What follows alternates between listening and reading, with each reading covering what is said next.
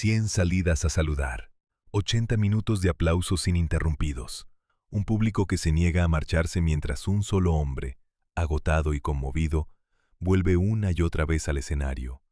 Un teatro centenario en pleno corazón de Europa, convertido en un templo del delirio colectivo. El protagonista de aquella noche de 1991 había acumulado ya 150 papeles operísticos, había cantado en todos los grandes coliseos del mundo y había hecho llorar a generaciones enteras. Y sin embargo, lo más extraordinario de su vida apenas comenzaba. Bienvenidos, queridos amigos. Soy Carlos Valverde y esto es Historias de Ídolos. Hoy os invito a recorrer la vida de un hijo de Madrid que conquistó cada rincón del planeta con la fuerza de su voz. Plácido Domingo. Para entender la dimensión de este artista, debemos regresar al principio, a una infancia marcada por la zarzuela, a una familia errante, a un niño que escuchaba música incluso antes de aprender a hablar. La noche del 30 de junio de 1991, la Ópera Estatal de Viena vivió uno de los momentos más extraordinarios de su larga historia. En el escenario, un hombre de 50 años acababa de interpretar a Otelo, el Moro de Venecia, en la obra maestra de Giuseppe Verdi. La función había concluido. Las luces se habían encendido. Los músicos comenzaban a recoger sus instrumentos. Y entonces sucedió algo que ningún manual de protocolo teatral contemplaba. El público no se movió. No quería marcharse. Aplaudía con una intensidad que parecía no tener fin. Los espectadores golpeaban el suelo con los pies, gritaban el nombre del cantante, lanzaban flores al escenario. Pasaron 10 minutos, 20, 30. El telón subía y bajaba sin descanso. El artista volvía a aparecer, hacía una reverencia, se retiraba, regresaba. Una vez, otra más. Cuando finalmente el director del teatro consiguió calmar a la multitud, habían transcurrido 80 minutos. El cantante había salido a saludar 101 veces. Era un récord histórico que, hasta hoy, nadie ha logrado igualar en el mundo de la ópera. El propio protagonista confesaría más tarde que durante aquella ovación interminable había perdido la noción del tiempo. Estaba como fuera de sí mismo, agotado, conmovido, sin entender del todo lo que ocurría a su alrededor. Solo sentía oleadas de afecto que llegaban desde la sala y le golpeaban en el pecho. Era una experiencia que ningún cantante había vivido jamás de aquella manera, y que él tampoco volvería a vivir. Para comprender la magnitud de aquella noche vienesa, conviene detenerse un instante en el contexto. La ciudad de Viena no es un público cualquiera. Es la capital histórica de la música occidental, la urbe donde Mozart vivió sus últimos años, donde Beethoven compuso sus sinfonías, donde Mahler dirigió la propia ópera estatal a comienzos del siglo XX. El espectador vienés es exigente, culto, conocedor de cada matiz, de cada respiración, de cada silencio. Conmover a ese público hasta el punto de retenerlo durante 1 hora y 20 minutos después de bajar el telón equivale a recibir el sello de oro del arte lírico. Y aquel sello, aquella noche, lo recibió un español llamado Plácido Domingo. El papel que acababa de cantar no era casual. Otelo es considerado por todos los expertos como el desafío más temible para un tenor, una cima musical comparable solo a las grandes empresas heroicas de la tradición wagneriana. La partitura exige resistencia física, profundidad psicológica, dominio absoluto de la dinámica vocal y, sobre todo, una capacidad de actuación que pocos cantantes poseen. Otelo es un personaje que pasa de la gloria militar a la duda, de la duda a los celos, de los celos a la furia homicida y, finalmente, a la desolación más absoluta.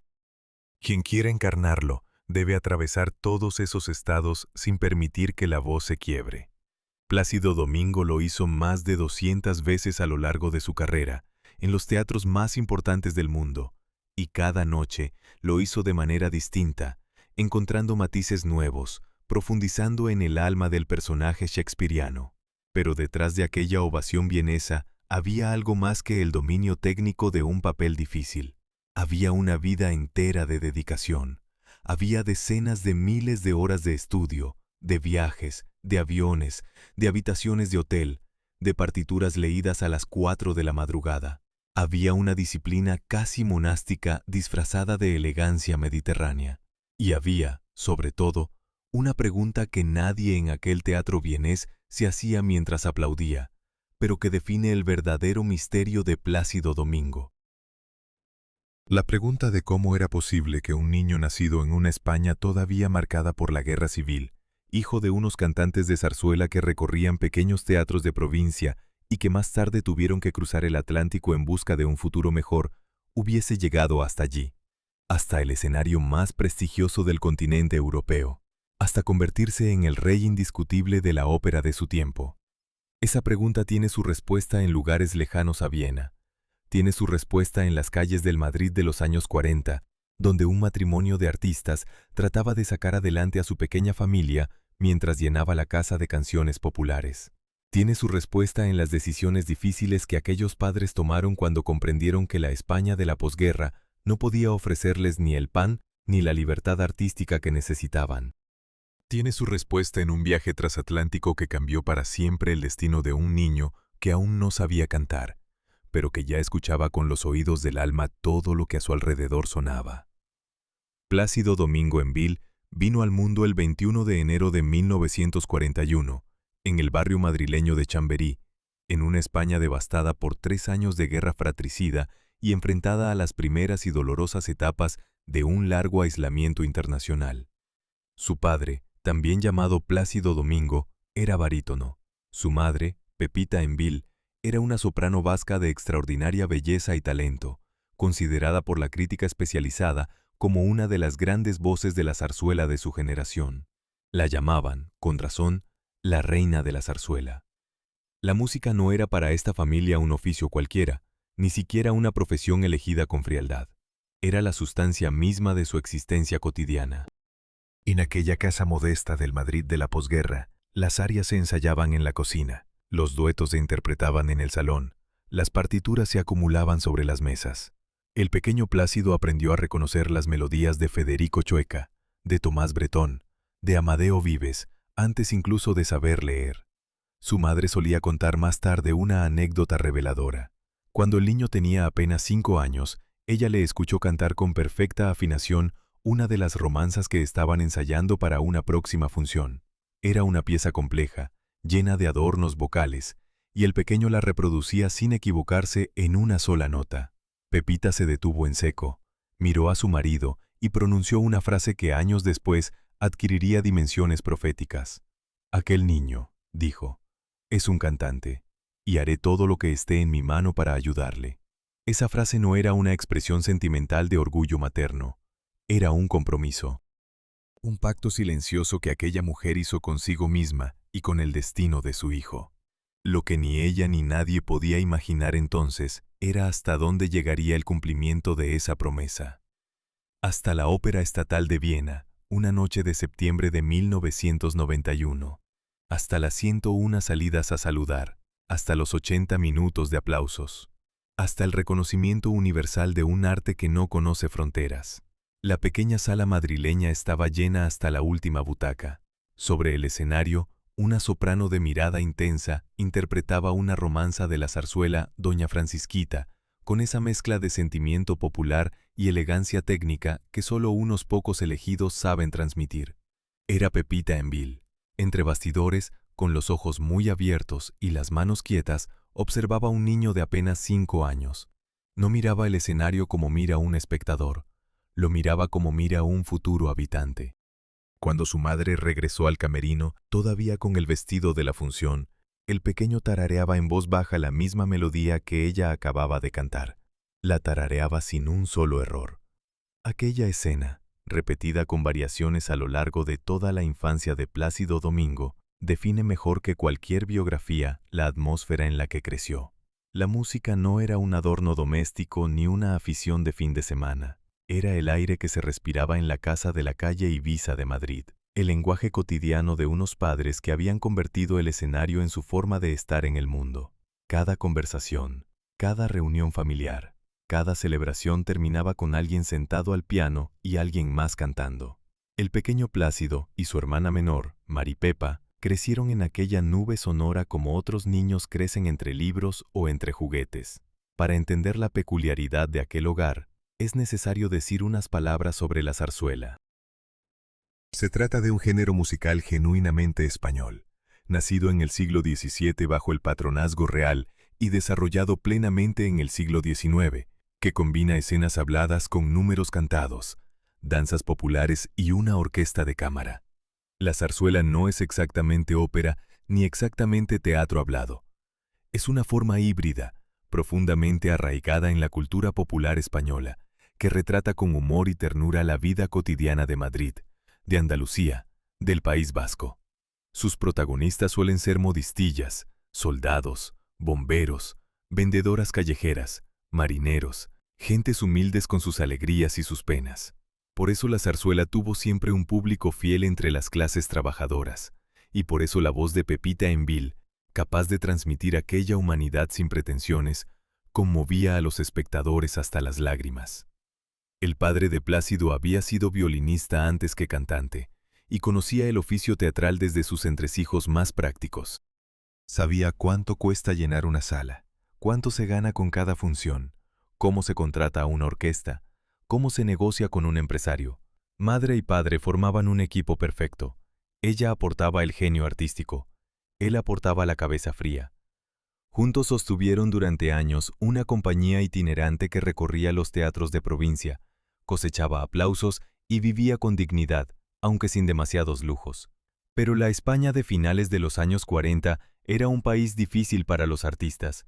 La autarquía económica impuesta por el régimen había empobrecido a la sociedad. El aislamiento internacional cerraba las puertas a las giras europeas. Los teatros funcionaban con presupuestos cada vez más exiguos. La zarzuela, antes considerada el género nacional por excelencia, comenzaba a sufrir la competencia del cine, de la radio y, sobre todo, de los nuevos hábitos culturales que se imponían tras la Segunda Guerra Mundial. Cantar zarzuela en Madrid en 1949 significaba enfrentarse cada noche a un futuro incierto. Fue en esas circunstancias cuando los padres de Plácido recibieron una propuesta que cambiaría para siempre el destino de la familia. Un empresario mexicano había escuchado a Pepita Envil en una función madrileña y le había ofrecido formar parte de una gira por el país americano. México vivía entonces una etapa de auge cultural. La capital, fundada sobre las ruinas de la antigua Tenochtitlán, era una metrópoli vibrante donde convivían intelectuales españoles exiliados, músicos europeos, escritores latinoamericanos. Existía una clase media culta y dispuesta a pagar por buenos espectáculos. Y existía, sobre todo, un público nostálgico de la lengua y de las melodías españolas, formado en parte por los muchos exiliados que habían huido del franquismo y se habían instalado en aquel país acogedor. La oferta era tentadora, pero la decisión no fue fácil. Aceptar significaba dejar atrás Madrid, los amigos, los teatros conocidos, la propia España. Significaba embarcarse con 2 hijos pequeños hacia un continente desconocido, sin saber cuánto duraría la aventura ni si habría manera de regresar. Pepita y Plácido padre lo discutieron durante semanas. Finalmente, decidieron arriesgarse. Lo que parecía una gira temporal se convertiría en un trasplante definitivo. La familia Domingo se embarcó hacia México en 1949. El niño tenía 8 años recién cumplidos. El viaje en barco a través del Atlántico duró varias semanas. Para el pequeño Plácido fue una experiencia inolvidable. Por primera vez en su vida veía el mar inmenso, los amaneceres sobre el océano, las noches estrelladas en cubierta. Su padre le señalaba las constelaciones y le contaba historias de marinos. Su madre cantaba en voz baja para el grupo de pasajeros que se reunía cada tarde alrededor del piano del salón principal. Aquel piano, situado en la cubierta de primera clase de un transatlántico, fue uno de los primeros en los que el niño tocaría melodías reconocibles ante un público no familiar. Cuando finalmente desembarcaron en Veracruz, México, encontraron un país completamente distinto a la España gris que habían dejado atrás. Los colores eran más intensos, los olores más potentes. La música sonaba en cada esquina, en cada cantina, en cada plaza. La capital, Ciudad de México, los recibió con su altitud, sus volcanes lejanos, su cielo azul y limpio, sus calles llenas de vida. La familia se instaló en un barrio modesto pero digno. Los padres comenzaron de inmediato a trabajar en compañías locales de zarzuela, donde su talento fue reconocido enseguida. Pocos años después, ambos darían un paso decisivo. Decidieron crear su propia compañía profesional de zarzuela, una empresa familiar que les permitiría programar sus propias temporadas, elegir sus propios papeles y, sobre todo, garantizar a sus hijos una infancia rodeada del oficio que tanto amaban. Aquella compañía, fundada con esfuerzo y sin grandes recursos, se convirtió en una de las más respetadas de México. Recorrió teatros de la capital y de provincias, formó a varias generaciones de cantantes y mantuvo viva la llama de un género que en la España de Franco languidecía. Para el pequeño Plácido, la nueva vida en México significó también el inicio de su contacto directo con el escenario. Sus padres le permitían asistir a los ensayos, sentarse junto al pianista, mirar de cerca a los cantantes durante las funciones. A veces, cuando hacía falta un niño en alguna escena, lo subían al tablado vestido de pajecillo o de muchacho del pueblo. Plácido descubría así, casi sin darse cuenta, los secretos del oficio teatral. Aprendía a respirar el ambiente del camerino, el nerviosismo previo al estreno, la euforia del aplauso final. La sangre de la zarzuela, que ya corría por sus venas desde Madrid, empezaba a mezclarse con la energía vital del nuevo continente. Sin saberlo, México le estaba regalando la libertad creativa que la España de aquellos años no podía ofrecerle. El joven se sentó frente al piano de la sala de audiciones, colocó las manos sobre el teclado y cerró los ojos un instante antes de empezar. Tenía 14 años. Iba vestido con una camisa blanca y una chaqueta oscura que le quedaba ligeramente grande. Frente a él, 3 profesores del Conservatorio Nacional de Música de la Ciudad de México observaban con expresión neutra. El joven tocó las primeras notas de una pieza de Frédéric Chopin con una concentración absoluta. Su técnica era sólida, su musicalidad evidente. Cuando terminó, los profesores asintieron en silencio. Estaba dentro. Entraba en el conservatorio como pianista. Lo que ninguno de los presentes podía sospechar era que aquel muchacho que parecía destinado a la carrera de teclista terminaría siendo, apenas unos años más tarde, el tenor más célebre del mundo. Plácido había llegado al conservatorio por un camino que mezclaba la vocación familiar con un don descubierto casi por casualidad. Desde muy pequeño, había recibido clases particulares de piano con un maestro al que recordaría siempre como un genio absoluto. Aquel hombre, exigente y apasionado, sabía transmitir el sentido profundo de cada compositor, la arquitectura interna de cada obra, la importancia del fraseo y del silencio. Bajo su tutela, el adolescente progresó rápidamente, llegó a interpretar piezas de considerable dificultad y a participar en pequeños conciertos públicos en salones culturales de la capital mexicana. Pero un día, aquel maestro inesperadamente murió. La pérdida fue para Plácido un golpe doloroso, no solo en el plano humano, sino también en el artístico. Sin profesor de piano, su formación quedaba interrumpida. Necesitaba encontrar una institución oficial que le permitiera continuar sus estudios de manera estructurada. Fue entonces cuando se decidió a presentarse al Conservatorio Nacional de Música. El Conservatorio Nacional, fundado en el siglo XIX, era en aquellos años una institución de gran prestigio en toda Hispanoamérica. Por sus aulas habían pasado compositores como Carlos Chávez y Manuel María Ponce. Sus profesores formaban parte de la élite musical mexicana. La calidad de la enseñanza era comparable a la de los mejores centros europeos, y el ambiente cultural que se respiraba en sus pasillos resultaba estimulante para cualquier joven con talento. Plácido se inscribió como alumno de piano y, según las normas del centro, eligió también una segunda especialidad. De hecho, eligió 2.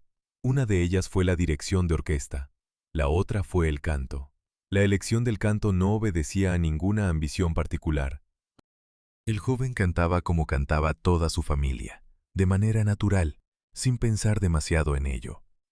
En los espectáculos de zarzuela que organizaban sus padres había llegado incluso a interpretar pequeños papeles, sustituyendo a algún cantante enfermo o cubriendo huecos en los coros. Pero nadie, ni siquiera él mismo, había reflexionado seriamente sobre la posibilidad de convertir la voz en su instrumento principal.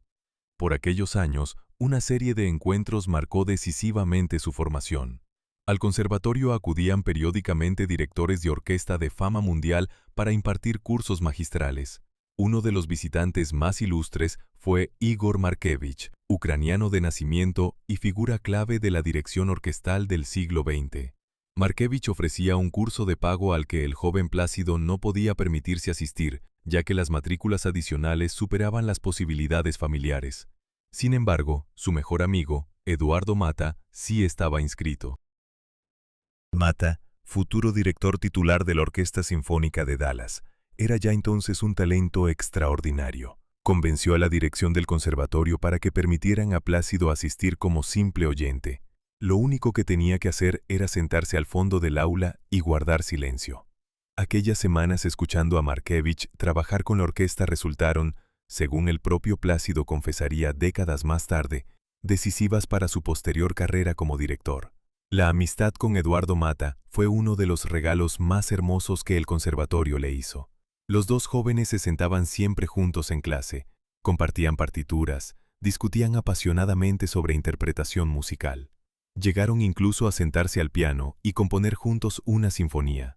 Aquel proyecto adolescente, ambicioso y un poco ingenuo, no fue nunca estrenado profesionalmente, pero quedó como testimonio del vínculo profundo que unía a los dos amigos. Plácido perdería trágicamente a Mata muchos años después en un accidente aéreo. Su avioneta, en la que viajaba con su esposa, se quedó sin combustible y se estrelló. Era uno de los grandes directores de su generación, y su muerte prematura privó al mundo de una carrera todavía en plena ascensión. Mientras estudiaba en el conservatorio, Plácido vivía además otra historia muy distinta. A los 16 años se había casado con una compañera de estudios, una joven pianista llamada Ana María Guerra Cue. El matrimonio, contraído con esa premura que solo se permite la juventud, fue celebrado en una pequeña ceremonia familiar. Pocos meses después, nació el primer hijo de Plácido, un varón al que llamaron también José. La pareja, sin embargo, era demasiado joven, demasiado inmadura, demasiado distinta para sostener una vida compartida. La relación se rompió antes incluso de que pudieran asentarse como familia. Plácido se separó poco después del nacimiento de su primer hijo, cuando aún era muy joven. La experiencia le dejó una herida discreta, pero duradera, y le enseñó algo que recordaría siempre. El amor verdadero exige tiempo, paciencia y un grado de madurez que aquella primera unión no había podido alcanzar. En medio de aquella vida intensa, llena de estudios, ensayos, paternidad temprana y desafíos económicos, llegó el momento que cambió definitivamente su destino. Plácido decidió presentarse a una audición para entrar en la Compañía Nacional de Ópera de México. Acudió convencido de que su voz era la de un barítono. Toda su formación previa, todas las pruebas hechas con sus padres, le habían situado en aquella tesitura más grave. Llegó al teatro, esperó su turno y se anunció como barítono ante el tribunal. Los responsables de la audición revisaron su nombre en la lista. Le pidieron que cantara primero un fragmento del repertorio de barítono y a continuación le tendieron una partitura inesperada. Era un aria de tenor. Le pidieron que la interpretara igualmente, sin más explicación. El joven Plácido respiró hondo. Aquellas notas eran más altas de lo que él consideraba su zona cómoda, pero confió en su instinto y empezó a cantar. Lo que salió de su garganta sorprendió a todos los presentes. Era una voz amplia, brillante, dotada de una facilidad natural en los agudos que ningún barítono habría podido producir. Los miembros del tribunal se miraron entre ellos. Cuando el muchacho terminó, le anunciaron que estaba admitido, no como barítono, sino como tenor. Aquel cambio de registro, decidido en el transcurso de una audición de pocos minutos, abriría las puertas a la carrera más extraordinaria de la lírica del siglo XX. El avión aterrizó en el aeropuerto de Lod, a las afueras de Tel Aviv, una mañana soleada de 1962. Bajaron por la escalerilla un joven matrimonio cargado de maletas, con la ilusión y el desconcierto pintados en el rostro. Él tenía 21 años, ella apenas algo más. No conocían a nadie en aquel país. No hablaban una sola palabra de hebreo. Tenían contratos firmados con la Ópera Nacional de Israel, pero no sabían a ciencia cierta dónde iban a vivir, qué papeles iban a interpretar, ni cómo iban a comunicarse con sus colegas. Lo único que llevaban consigo, además del equipaje, era la certeza de que aquel viaje, aparentemente arriesgado y poco ventajoso, podía cambiarlo todo. Pocos días después, Plácido Domingo subiría por primera vez al escenario de aquella compañía. Empezaba la verdadera escuela de su vida. Los meses anteriores habían sido decisivos. Ya separado de su primer matrimonio, ya admitido como tenor en la Compañía Nacional de Ópera de México, Plácido había conocido a una soprano de extraordinario talento llamada Marta Ornelas. Marta tenía la voz cristalina, la presencia escénica natural y la inteligencia musical que solo unos pocos cantantes poseen. Había sido elegida ese mismo año Cantante Mexicana del Año por la prensa especializada. Plácido y Marta se cruzaron por primera vez en los pasillos del Palacio de Bellas Artes durante los preparativos de una producción. Coincidieron luego en clases, en ensayos, en cenas con colegas. La afinidad fue inmediata, profunda, indiscutible. Se enamoraron con esa serenidad que distingue a las uniones llamadas a durar. Se casaron el 1 de agosto de 1962 en una ceremonia íntima. No fue un matrimonio adolescente como el primero.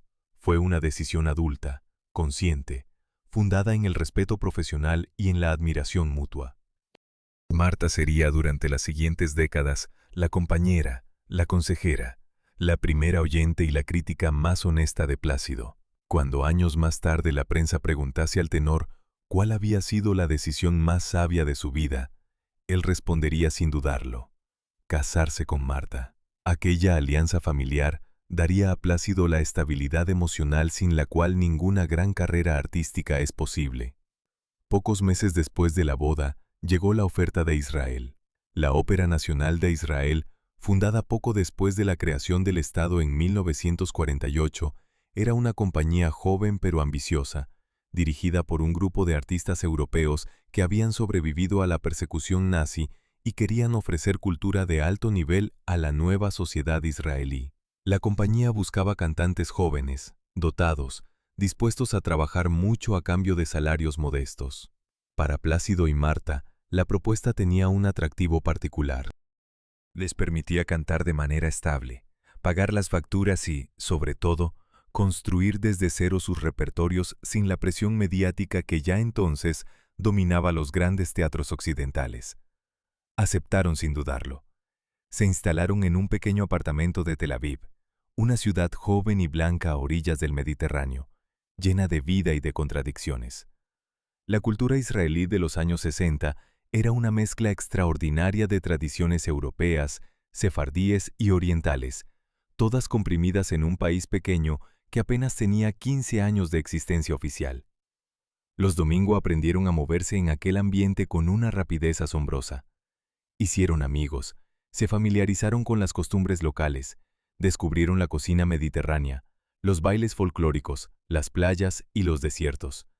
Pero, sobre todo, trabajaron. Trabajaron de manera sostenida, ininterrumpida, durante 2 años y medio. En aquel periodo, Plácido cantó cerca de 280 funciones. La cifra es asombrosa por sí misma, pero adquiere su verdadera dimensión cuando se considera la variedad del repertorio abordado. En Tel Aviv interpretó 11 o 12 papeles principales, todos ellos pilares del repertorio operístico universal. Cantó Rodolfo en La Bohème de Puccini, cantó Don José en Carmen de Bizet, cantó el Duque de Mantua en Rigoletto de Verdi, cantó Cavaradossi en Tosca, cantó Alfredo en La Traviata, cantó Pinkerton en Madama Butterfly, y cantó muchos otros papeles más, algunos de los cuales conservaría en su repertorio durante décadas, perfeccionándolo sin cesar. El secreto de aquel laboratorio israelí estaba precisamente en la falta de presión exterior. En Italia, en Estados Unidos, en Alemania, los jóvenes cantantes que comenzaban a destacar eran inmediatamente sometidos al escrutinio implacable de la crítica internacional. Una sola actuación deficiente podía dañar irreparablemente una carrera apenas iniciada. En Tel Aviv, en cambio, los críticos europeos no acudían. Los productores discográficos no estaban presentes. Los empresarios de los grandes teatros no enviaban ojeadores. Plácido podía, por tanto, equivocarse. Podía probar matices nuevos, atreverse con interpretaciones osadas, modificar la línea de canto de un acto a otro. podía ensayar un personaje cantando 2 veces a la semana la misma ópera, refinando cada noche un detalle distinto. Aquella libertad fue un regalo impagable. Marta participaba activamente en aquel proceso de maduración. Era una excelente musicóloga, conocía las partituras a la perfección y poseía un oído capaz de detectar la mínima imperfección técnica. Tras cada función, marido y mujer se encerraban en el camerino o en el apartamento y discutían con minuciosidad lo que había salido bien y lo que no. Marta señalaba un agudo forzado, una entrada precipitada, un fraseo apresurado. Plácido tomaba nota mentalmente y en la siguiente función corregía aquellos errores. Aquel diálogo permanente entre dos profesionales que confiaban absolutamente el uno en el otro fue probablemente el factor que más contribuyó al rápido perfeccionamiento del joven tenor. El propio Plácido formuló más tarde, con humildad pero con precisión, un principio que guió toda su vida artística. Afirmó que no consideraba aprendido un papel hasta haberlo cantado al menos 20 veces. 20 funciones eran, según él, el umbral mínimo para que un personaje quedara plenamente incorporado a la voz, al cuerpo y al alma del intérprete.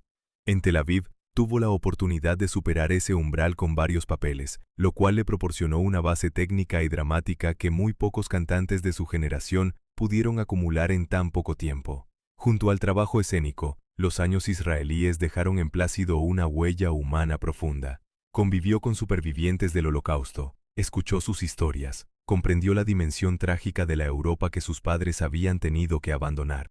Aprendió a respetar la fragilidad de la civilización y la importancia de defenderla a través del arte.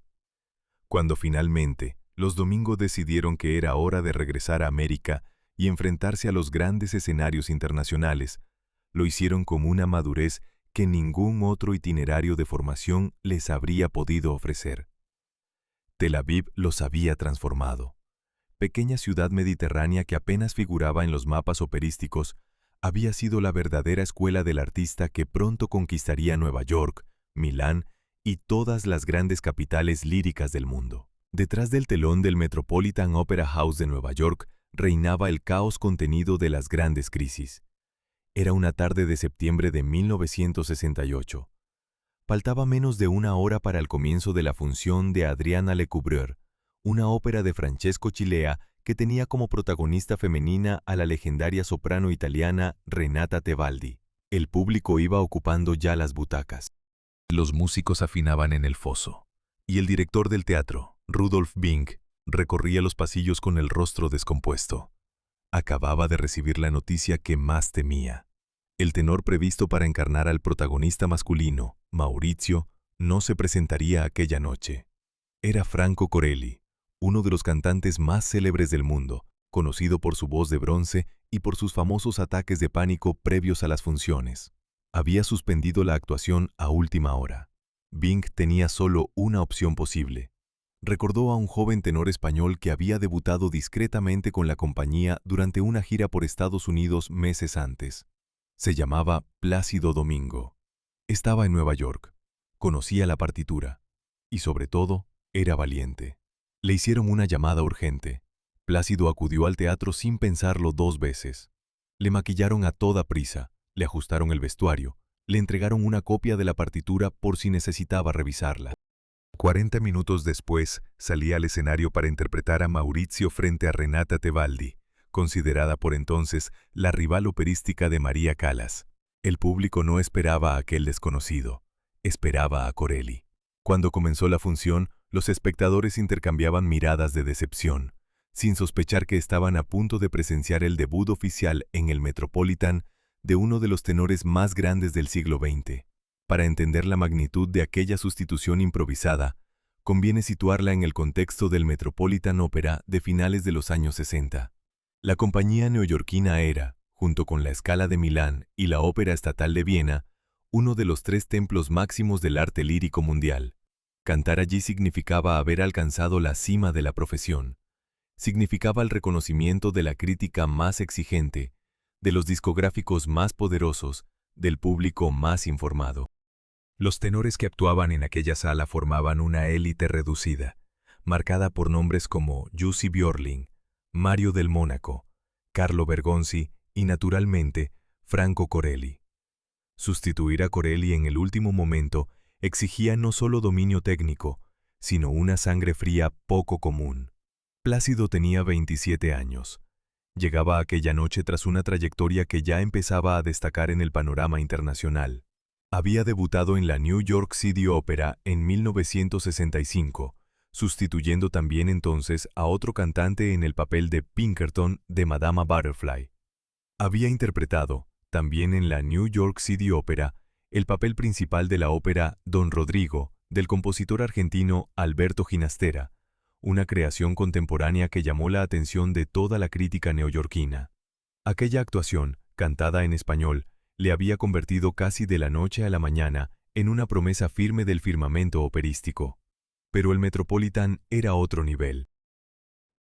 Aquella tarde de septiembre, mientras avanzaba la función de Adriana Lecouvreur, ocurrió algo que ninguno de los presentes esperaba. La voz del joven español llenó la sala con una facilidad pasmosa. Los agudos brillaban sin esfuerzo aparente, las medias voces conmovían por su sutileza. La línea de canto era italiana en el sentido más puro de la palabra, esa cualidad que solo se aprende cantando en los teatros pequeños hasta que el repertorio se incorpora a la médula del intérprete. Y, por encima de todo, había en aquel Maurizio una presencia escénica magnética. Plácido no actuaba como actuaban los demás tenores de su generación, recurriendo a posturas convencionales y gestos previsibles. Actuaba como actúan los grandes artistas, escuchando a su pareja escénica, reaccionando a cada inflexión musical, encarnando al personaje hasta sus últimas consecuencias. Renata Tebaldi, ya en el ocaso de su carrera y dotada de una experiencia que pocos cantantes acumulan, percibió enseguida que tenía a su lado a un compañero excepcional. La diva italiana, conocida por su trato más bien distante con los colegas masculinos, demostró aquella noche una generosidad sorprendente. Le miraba a los ojos durante los duetos, le ofrecía sus mejores frases, le otorgaba el espacio escénico necesario para brillar. Cuando cayó el telón al final del primer acto, los aplausos fueron prolongados. Cuando cayó al final de la ópera, el público estalló en una ovación que se prolongó durante varios minutos. La crítica del día siguiente fue unánime.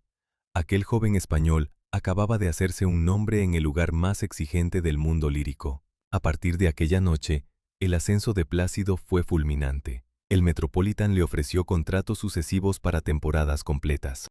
La Scala de Milán siguió enseguida, con un debut en 1969 que la crítica italiana acogió con entusiasmo. La Royal Opera House de Londres, conocida también como Covent Garden, le abrió sus puertas en 1971, en una función de Tosca que marcaría el inicio de una relación de medio siglo con aquella casa.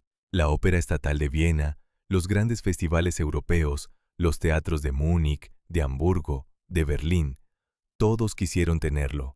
En apenas 3 años, Plácido pasó de ser un tenor prometedor a convertirse en una figura central del panorama operístico mundial.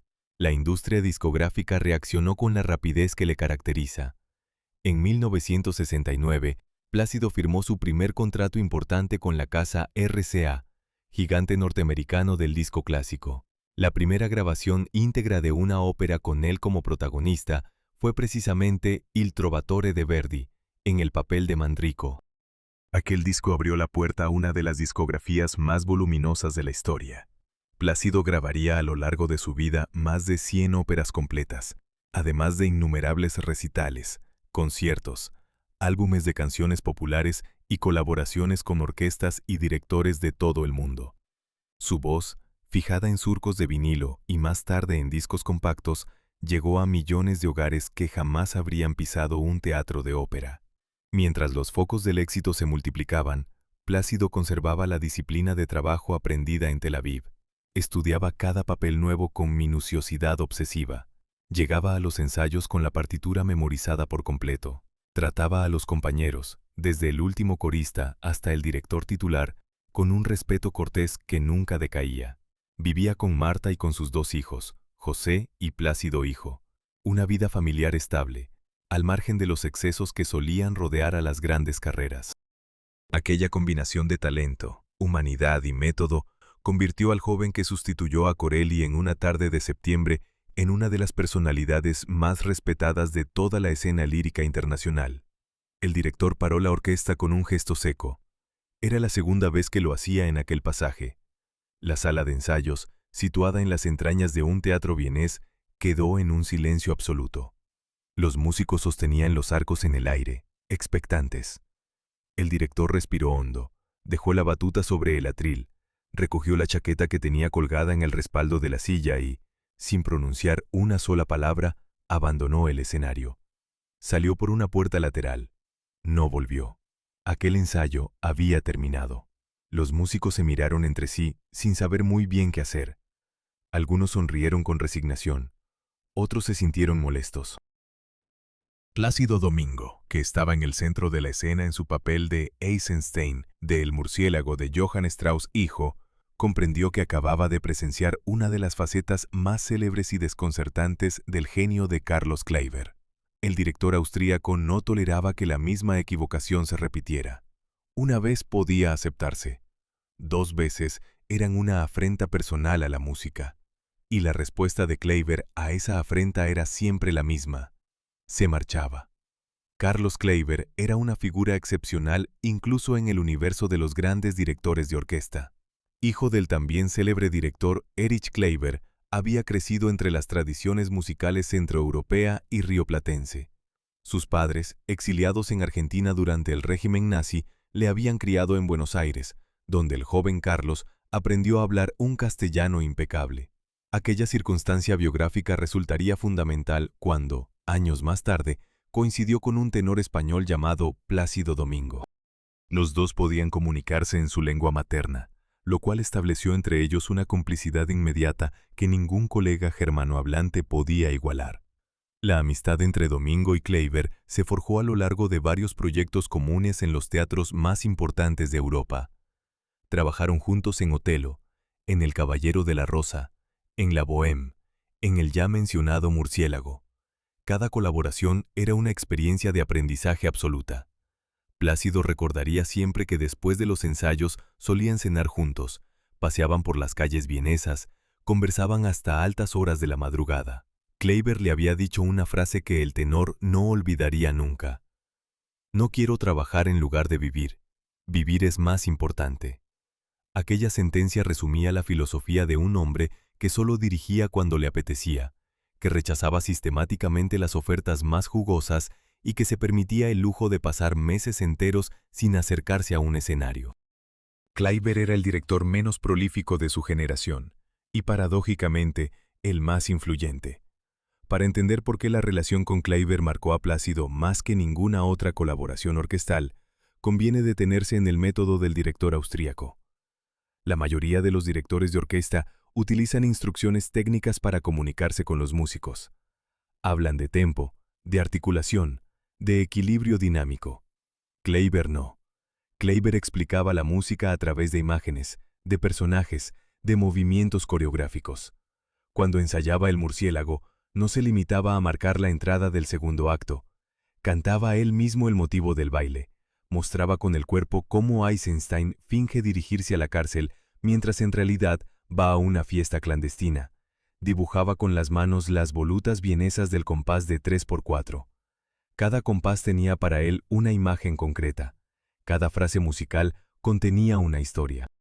Plácido escuchaba aquellas explicaciones con la fascinación de un alumno que descubre por primera vez una dimensión nueva del arte. Aprendía que dirigir podía ser, en manos de un genio, una forma de escultura, de coreografía, de pintura sonora. Aprendía que la batuta no era un simple instrumento de coordinación, sino el extremo visible de un pensamiento musical complejísimo.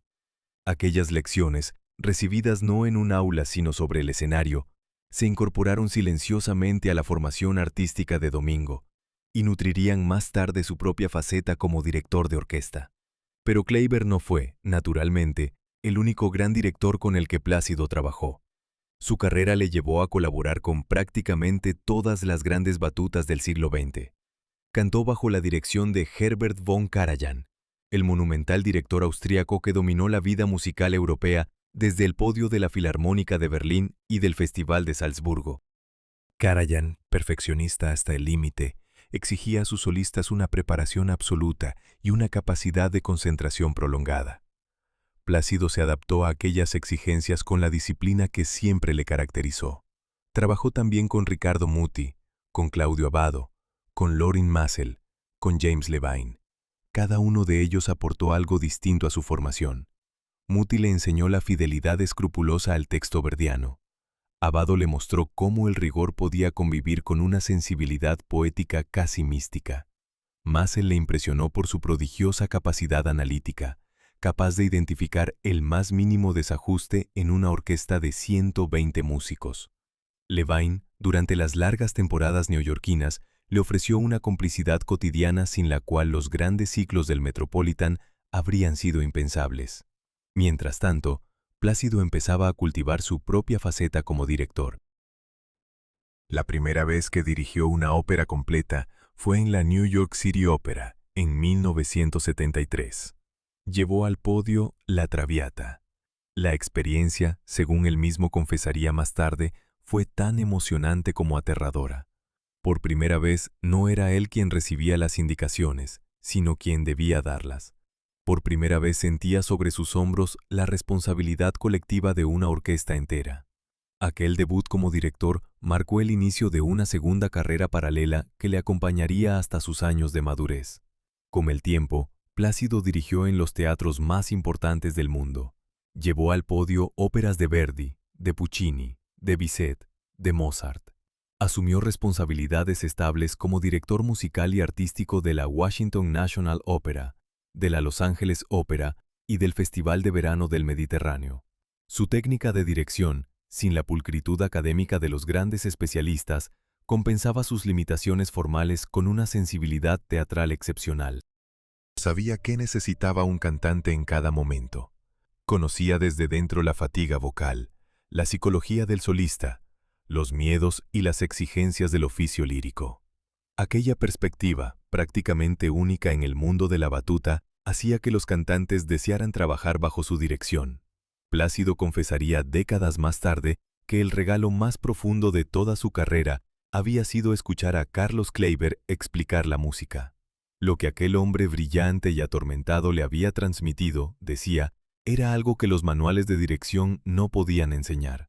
Era la convicción de que cada nota encierra una historia humana, y de que el arte del director consiste en hacer visible esa historia para que la orquesta la cuente, los cantantes la encarnen y el público la viva como propia.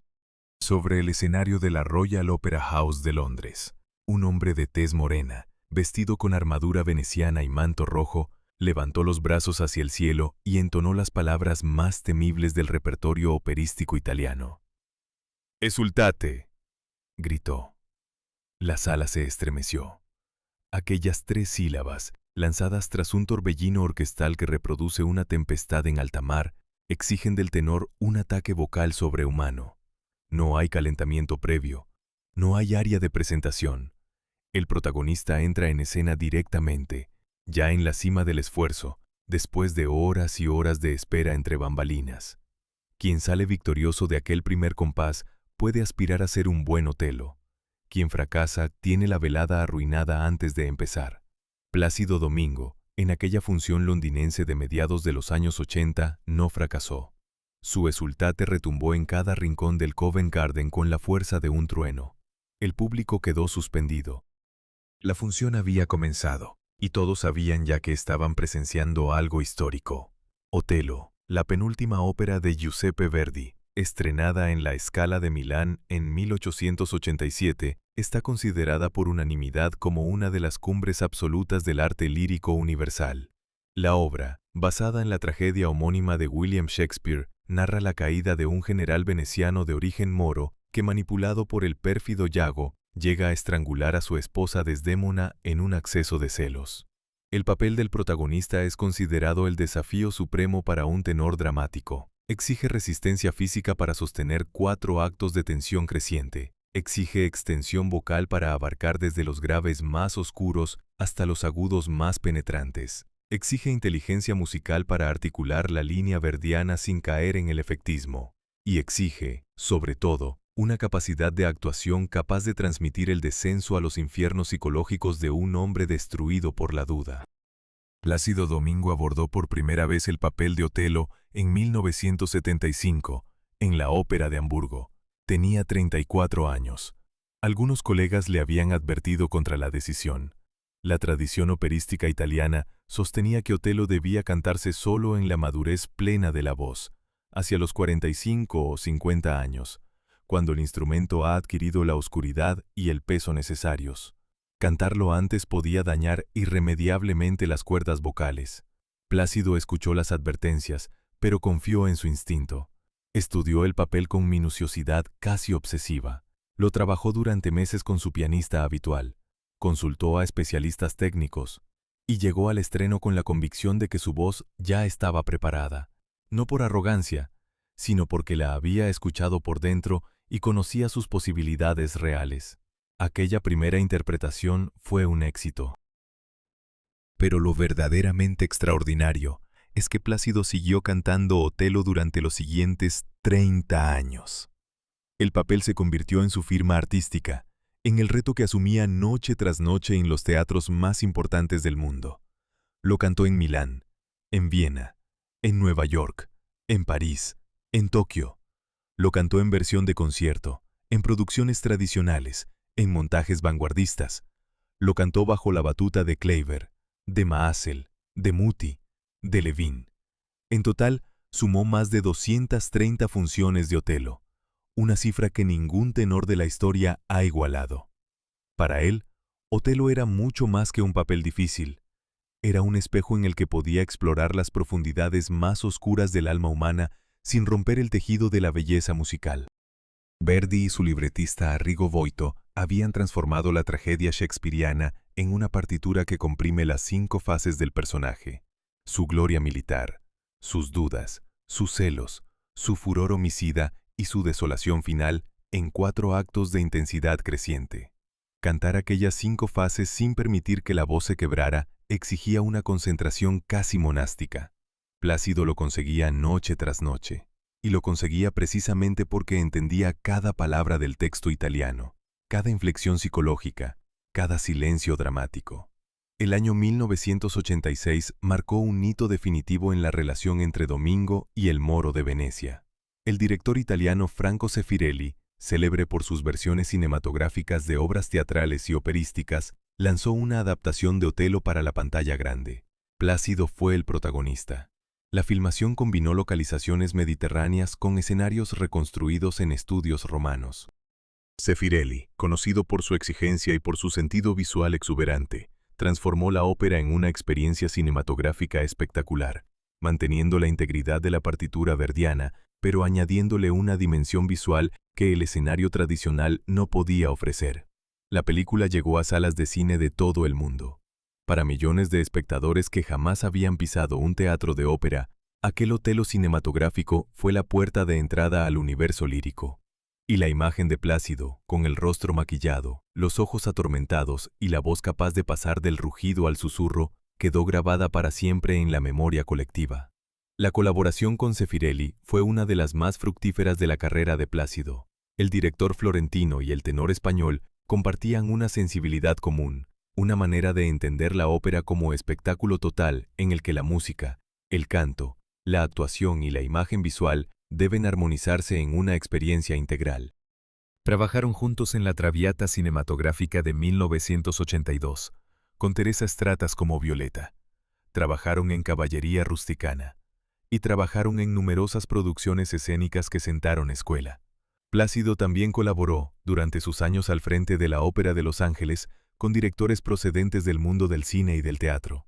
Convocó a Woody Allen para una producción operística. Trabajó con William Friedkin, el director de El Exorcista, para un montaje del Castillo de Barba Azul de Bartók. Llamó a Maximilian Schell, a Martha Keller, a Bruce Beresford. Cada uno de aquellos artistas aportó una mirada distinta al género lírico, contribuyendo a su renovación visual sin traicionar su esencia musical.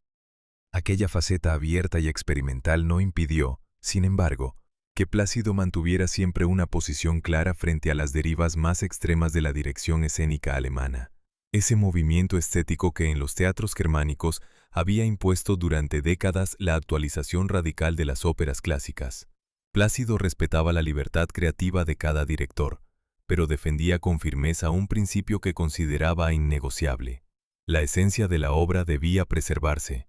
La dramaturgia interna que el compositor había escrito en la partitura tenía que respetarse. El público debía poder entender lo que ocurría en escena. Convertir una ópera en un objeto irreconocible, situarla en una caja de cartón o desplazarla a contextos arbitrarios le parecía una falta de responsabilidad hacia el genio del autor. Aquella postura, formulada con la cortesía característica del artista, le valió tanto admiraciones como reproches, pero él la mantuvo siempre. Para Plácido Domingo, Otelo era Otelo. El Moro de Venecia. La voz desgarrada de un hombre que pierde el alma por culpa de los celos. Y nada, ni la moda, ni la presión crítica, ni el deseo de epatar al espectador, podía justificar la traición de aquella esencia trágica que Verdi y Shakespeare habían sellado para siempre. La noche del 7 de julio de 1990, las antiguas termas de Caracalla, en el corazón de Roma, se transformaron en el escenario más imprevisto y emocionante de toda la historia reciente del arte lírico. Las ruinas monumentales del Baño Imperial, construidas en el siglo III por el emperador romano del mismo nombre, habían sido habilitadas para acoger un espectáculo único. Sobre un tablado provisional, bajo un cielo estrellado de verano italiano, se preparaba un encuentro sin precedentes. Tres de los más grandes tenores del mundo, juntos, en un mismo escenario, acompañados por la orquesta del Maggio Musicale Fiorentino y por la orquesta del Teatro de la Ópera de Roma, bajo la dirección de Zubin Mehta. Un día antes de la final del Mundial de Fútbol que enfrentaría a Alemania y Argentina, aquellos tres hombres iban a regalar al planeta una velada que cambiaría para siempre la relación entre la ópera y el público masivo. El nombre de aquel proyecto, sencillo y luminoso, lo decía todo. Los tres tenores. Plácido Domingo, Luciano Pavarotti y José Carreras. Para entender el origen de aquella noche, hay que retroceder algunos años y entrar en una historia mucho más íntima. José Carreras, el tenor catalán nacido en Barcelona en 1946, había sido diagnosticado en 1987 de una leucemia aguda. La enfermedad, considerada entonces casi una sentencia de muerte para alguien de su edad, le obligó a someterse a un tratamiento durísimo de quimioterapia y a un trasplante de médula ósea. Durante meses, Carreras luchó por su vida en hospitales de Estados Unidos. La comunidad operística internacional se movilizó. Plácido Domingo y Luciano Pavarotti, lejos de comportarse como rivales profesionales, fueron de los primeros en ofrecer su apoyo público y privado. Plácido cantó en conciertos benéficos para recaudar fondos destinados a la fundación que Carreras había creado para la investigación de la leucemia. Cuando Carreras logró superar la enfermedad y regresó a los escenarios, la emoción del reencuentro se vivió como un milagro colectivo. Plácido lo recordaría siempre con palabras conmovidas. Tomó al amigo recién recuperado de la mano y lo condujo personalmente al escenario del Gran Teatro del Liceo de Barcelona, su casa natural. El público estalló en una ovación interminable. Aquella noche en el camerino, Plácido y un productor italiano llamado Mario Dradi conversaron sobre una idea que parecía sencilla: celebrar el regreso de Carreras con un acontecimiento extraordinario. Reunir a los tres grandes tenores en un único concierto. Convertir la victoria sobre la enfermedad en una fiesta universal de la voz humana. Dradi propuso aprovechar el escaparate planetario del Mundial de Fútbol que Italia organizaría en 1990. La fecha encajaba a la perfección. La sede romana ofrecía un marco visual incomparable. Los tres cantantes aceptaron el desafío con entusiasmo. Decidieron también que parte de los ingresos se destinaría a tres causas benéficas: la Fundación de Investigación contra la Leucemia creada por Carreras, una organización benéfica vinculada a Pavarotti, y los proyectos humanitarios que Plácido apoyaba en México, donde el terremoto de 1985 había destruido ciudades enteras.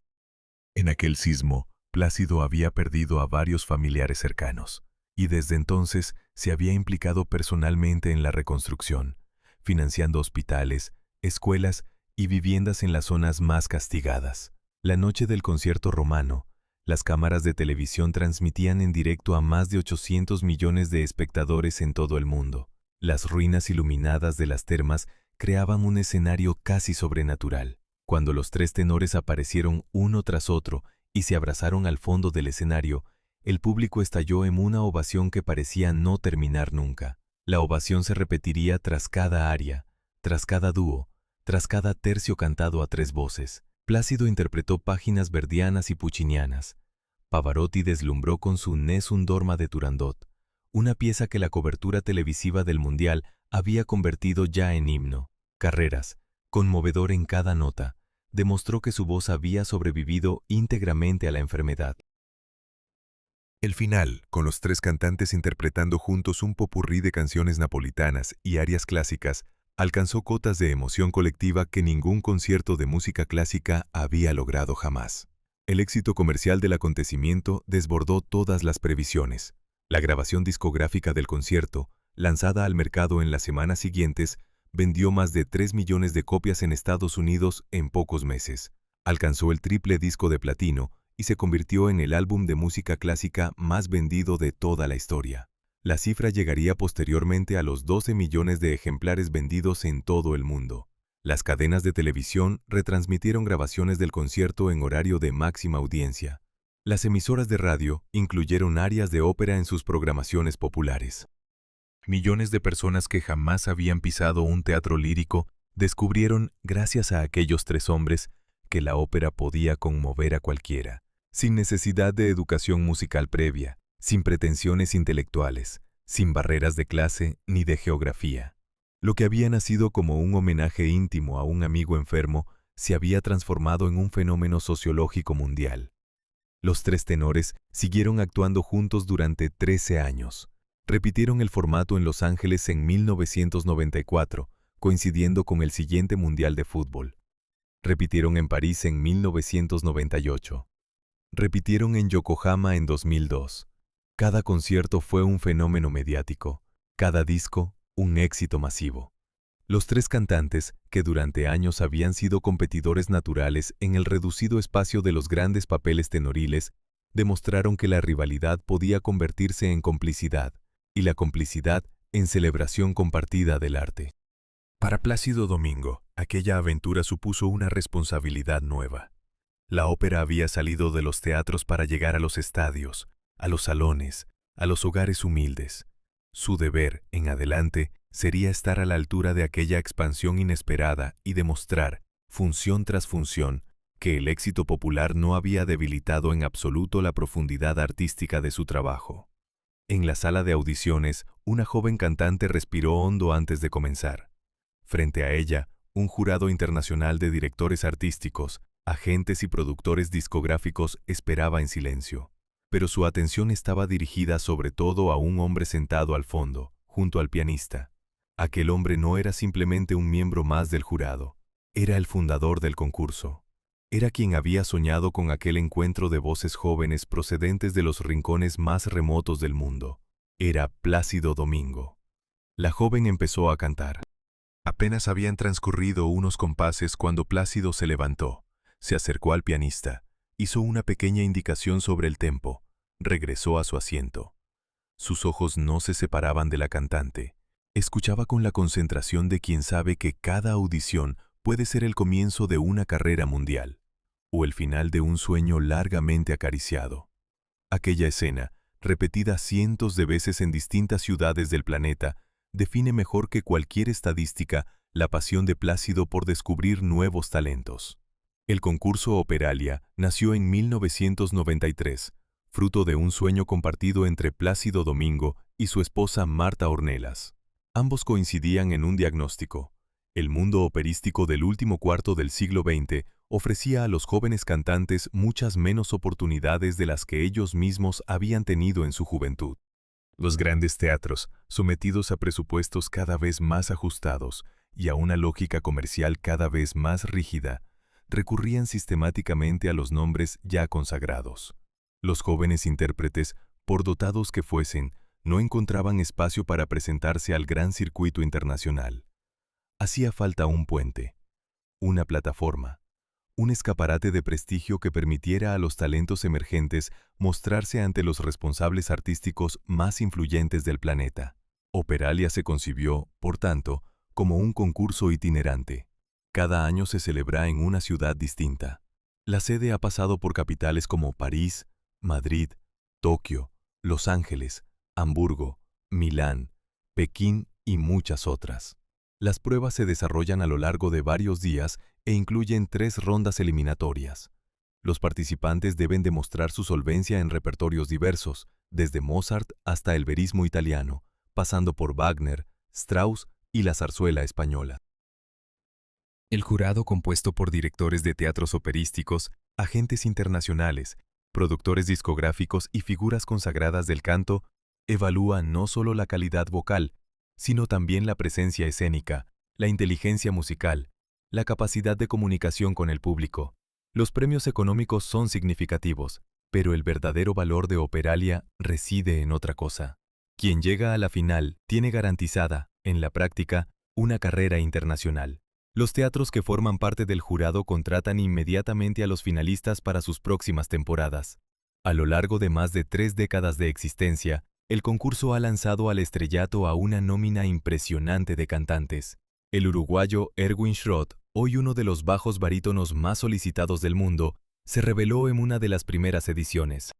La estadounidense Joyce DiDonato, considerada una de las grandes mezzosopranos contemporáneas, ganó Operalia y desde entonces ha desarrollado una trayectoria asombrosa. El mexicano Rolando Villazón, la sueca Nina Stem, la rusa Aida Garifulina, la sudafricana Prudy Yende y muchos otros nombres de primer nivel han pasado por la plataforma creada por Plácido. El concurso se ha convertido, con razón, en una de las canteras más fiables del arte lírico mundial. Plácido participa personalmente en todas las fases del concurso, acude a los ensayos, se sienta junto al pianista, sugiere correcciones, anima a los participantes nerviosos, comparte anécdotas de su propia experiencia. Quienes han pasado por Operalia recuerdan siempre la generosidad con la que el maestro trata a cada cantante, sin distinción de procedencia ni de nivel. A los semifinalistas eliminados les dirige siempre palabras de aliento. A los finalistas les ofrece consejos prácticos sobre cómo gestionar la próxima fase de su carrera, cómo elegir repertorio, cómo cuidar la voz, cómo enfrentarse a las exigencias del oficio. Para él, Operalia no es solo un concurso, es una escuela informal donde transmite a las nuevas generaciones todo lo que él mismo aprendió en las décadas pasadas. Su mirada sobre el panorama operístico contemporáneo es lúcida y a la vez optimista.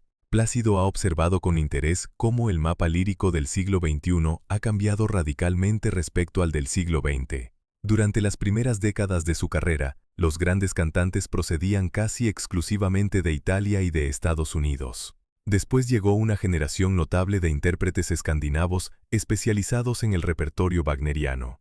Más tarde se incorporó una presencia germánica significativa, y en las últimas décadas, los cantantes rusos han pasado a dominar amplias zonas del repertorio internacional. Plácido ha comentado con frecuencia que los jóvenes talentos surgen hoy de todas partes, desde Letonia hasta Corea del Sur, desde Sudáfrica hasta Brasil. La ópera, decía, es ya un arte verdaderamente global. Junto a esa diversidad geográfica, Plácido también señala una transformación profunda en las exigencias del oficio. La voz, decía, sigue siendo lo fundamental. Sin un instrumento vocal de excepción, ninguna carrera lírica internacional es posible. Pero hoy se exige mucho más.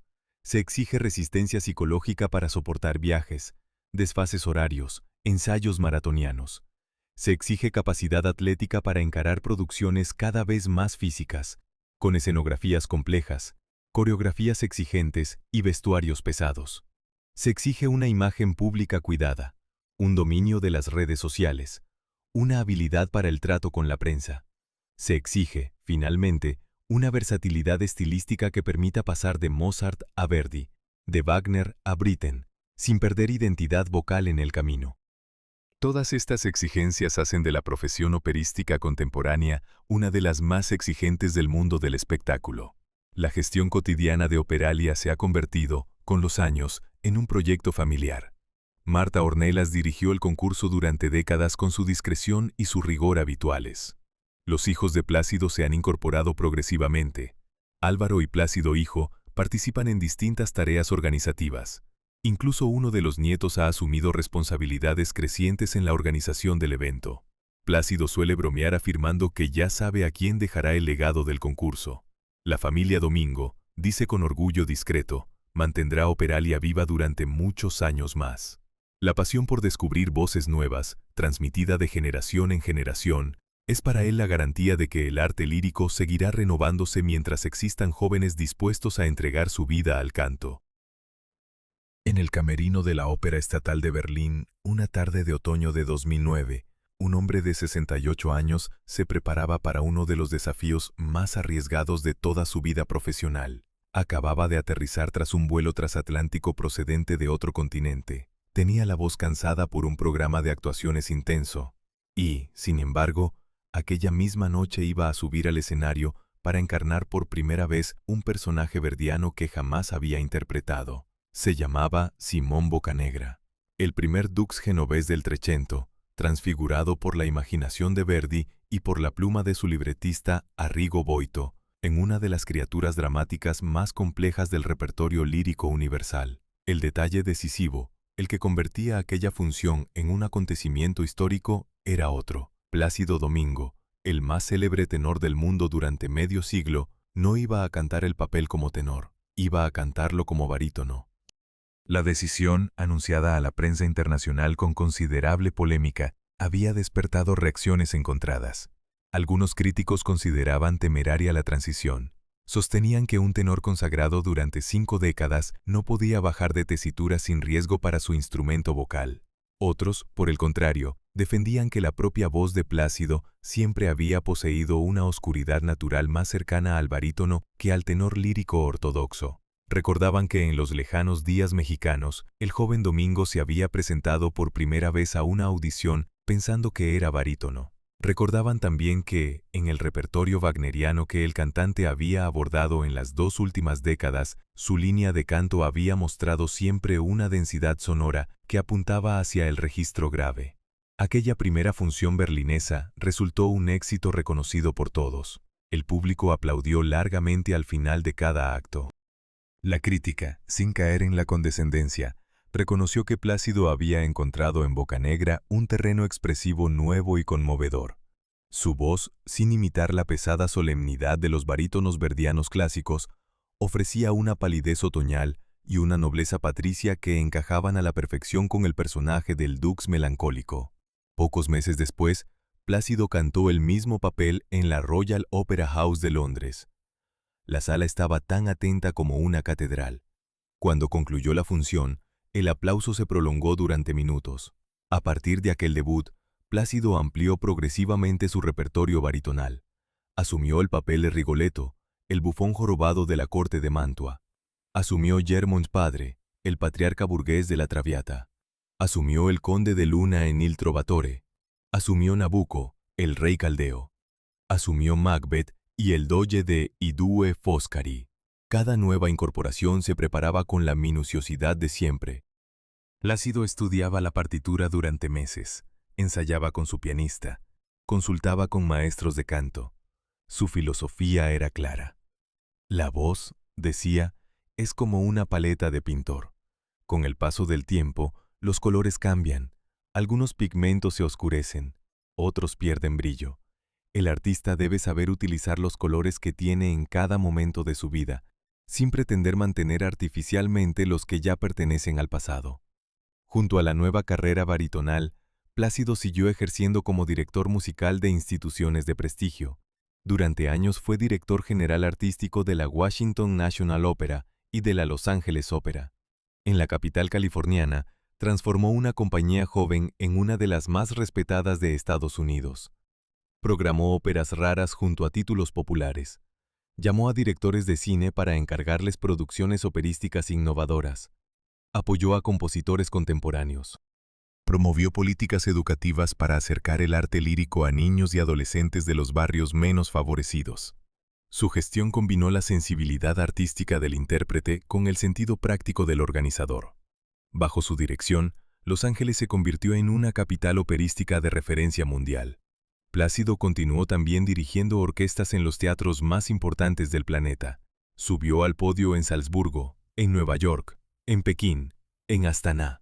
Cada vez que abordaba una nueva producción como director, traía consigo el bagaje incomparable de su experiencia como cantante. Sabía cuándo un tenor necesita una respiración. Sabía qué significa cada matiz dinámico desde la perspectiva del solista. Sabía traducir las indicaciones técnicas del director en sensaciones vivas para el intérprete. Aquella mirada doble, raramente compatible con un solo cuerpo humano, hacía de Plácido un caso único en la historia reciente del arte lírico. Las distinciones honoríficas se fueron acumulando con los años. Recibió la Medalla Presidencial de la Libertad, el más alto reconocimiento civil de Estados Unidos. Fue nombrado caballero honorario por la corona británica. España le concedió el Premio Príncipe de Asturias y la Medalla de Oro al Mérito en las Bellas Artes. Universidades de los 5 continentes le otorgaron doctorados honoris causa. Pero él mismo decía siempre que su mejor recompensa era la posibilidad de seguir trabajando. Su lema, conocido en el mundo entero, lo expresaba con humorismo lapidario. Si descanso, me oxido. Aquella frase resumía una filosofía de vida basada en la convicción de que el artista vive solo mientras crea, mientras canta, mientras dirige, mientras transmite a otros lo que él mismo recibió. En sus reflexiones sobre el futuro de la ópera, Plácido se mostraba siempre profundamente optimista. La ópera, decía, es eterna. Vivirá mientras 2 seres humanos sean capaces de amarse. La música escrita por Verdi, por Puccini, por Wagner, por Mozart, contiene los sentimientos universales del corazón humano. Esos sentimientos no envejecen, no pasan de moda, no se vuelven obsoletos. Cambia el lenguaje teatral, cambian las modas escénicas, cambian los hábitos de consumo cultural. Pero la emoción esencial que la ópera transmite, esa mezcla única de palabra y melodía, permanece intacta. Mientras existan personas dispuestas a entregar la vida entera al estudio de una partitura, el arte lírico continuará viviendo con la misma fuerza que hace 400 años, cuando nació en las cortes italianas del Renacimiento tardío. Plácido Domingo, hijo de Madrid, niño de los teatros de zarzuela mexicanos, joven prodigio de Tel Aviv, héroe del Metropolitan, amigo de Carlos Kleiber, Otelo eterno, fundador de Operalia, miembro de los 3 tenores, barítono tardío, director infatigable, ha encarnado durante más de medio siglo la posibilidad de una vida dedicada por completo al arte. Su legado no se mide únicamente en cifras estadísticas, por impresionantes que éstas sean. Se mide en la cantidad de horas de música que ha regalado al mundo, en el número de jóvenes cantantes que han encontrado en él un mentor generoso, en las generaciones de espectadores a los que ha enseñado a amar la ópera. Su voz, fijada en miles de grabaciones y películas, sobrevivirá durante siglos. Pero más allá del registro material, su huella humana perdurará en el modo silencioso en que el arte transforma a quienes se dejan tocar por él. Queridos amigos, hasta aquí nuestro recorrido por la vida del gran Plácido Domingo. Soy Carlos Valverde y os doy las gracias por haberme acompañado en este viaje. Si esta historia os ha emocionado tanto como a mí me ha emocionado contarla, dejad un me gusta y suscribíos al canal para no perderos los próximos episodios de